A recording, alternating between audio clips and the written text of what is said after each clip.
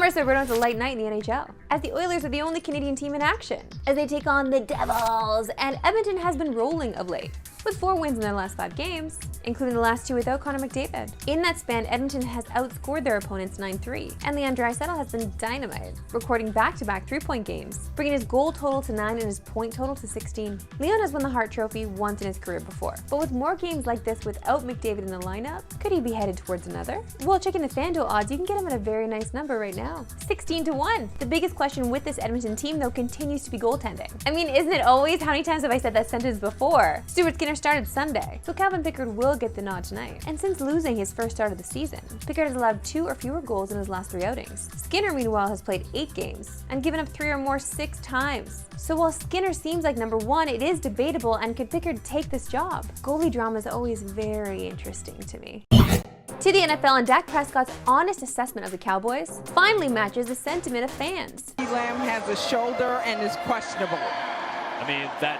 Giants game earlier this year, right? They got the win, but they lost DeMarcus Lawrence. In Dak's defense, it's the truth though. Right now the Cowboys do suck. With their loss to the Falcons, they're now 3-5. And the bad news continued this afternoon for the Cowboys, as we found out just moments ago that Dak Prescott will reportedly miss multiple weeks with that hamstring injury he suffered yesterday. He underwent an MRI today that revealed the diagnosis, with Ian Rappaport adding he could land on injured reserve. Cooper Rush, who went 4-1 in 2022, will be your new starter in Dallas for the time being. So with that news, what does that say about the Cowboys at the trade deadline? Well, after yesterday's game, Jerry Jones implied that Dallas would be buyers, saying they'll probably do a few things this week. But does that change given the recent Dak injury news? Realistically though, the playoffs seems a long ways off, especially with the top of the NFC East looking pretty competitive. The Eagles survived the Jags Sunday, and Saquon Barkley gave us arguably the greatest highlight of the NFL season with this backwards hurdle. Seriously, let's watch that one again. Now that was special. And it wasn't just that highlight, as Barkley completely went off against the Jags, falling just a yard short of 200 total yards with 2 touchdowns. And just to add to the NFL drama of the past week, we even got a coach firing this morning, as the Saints fired Dennis Allen following their loss to the Panthers, with special teams coordinator Darren Rizzi replacing him on an interim basis. And with New Orleans 2-7, we gotta assume that they will be sellers before tomorrow's trade deadline. Week 9 concludes tonight on TSN, as the undefeated Chiefs host the Bucks at 8:15 Eastern, 5:15 Pacific. But Monday Night Countdown starts nice and early on TSN at 6 Eastern, and the Chiefs are massive favorites for tonight's game, giving 9.5 points to Tampa. But KC as a heavy favorite is not really a profitable place for bettors. Yeah, on the year they are 4-2-1 against the spread, but when they're favorites of 6 or more, they're actually 0-2-1. I guess I won't be betting on the Chiefs tonight. That's fine. We don't need the couple bucks, you know? We don't need it. To the association, and man, Saturday night for the Raps certainly was eventful. From Vince's jersey retirement to the Drake DeRozan drama, we had some fireworks in the city. I mean, listen, I don't want to tell you how to feel or think about the Drake and DeRozan drama. I just felt that it was a little goofy, no? It was a little silly to see that happen.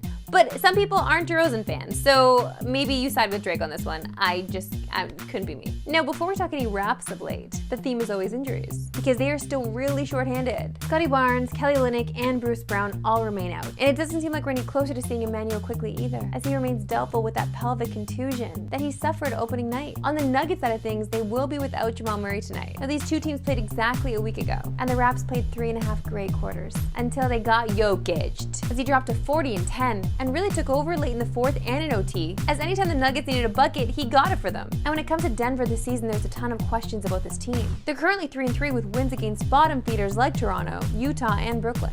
And their 3 losses came against the Thunder, Clippers, and T-Wolves. We're still way too early to know what we have in Denver, but the Raptors heading into Colorado tonight and then winning is not as far-fetched as it used to be. Time now for my favorite segment on yours, We Love Sports Today. Why we love sports today. And if there were ever a video that epitomized a Monday, this would be it. You gotta be kidding me.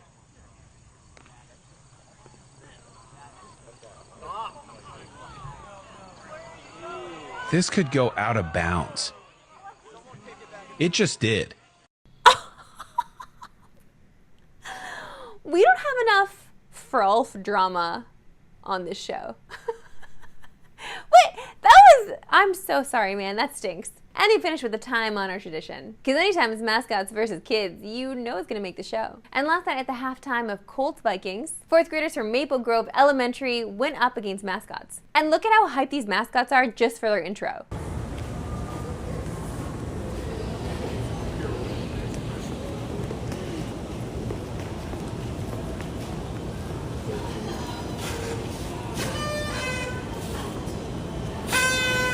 Daddy, chill, all right? And once the game got started, the mascots showed no mercy. Show the whole thing. Oh!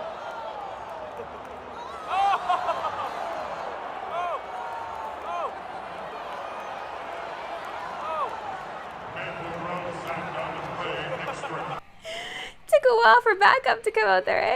Now, Maple Grove eventually did score on the mascots. And check out this celly. These guys think they don't watch the pros, Chris? Full celly. I love it. Well done, kids. That's it for me today. We'll see you back in tomorrow 3 Eastern. No Pacific! Have a good one.